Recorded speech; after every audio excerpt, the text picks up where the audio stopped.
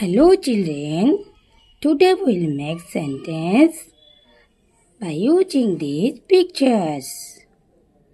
The boy is sitting on a chair. There is a table in the room. I am a little girl. I have a balloon. 3 kittens are sitting under the bed. There is a bag on the bed. There is a fan in the room. It is Mina's pencil stand. There is a clock on the wall.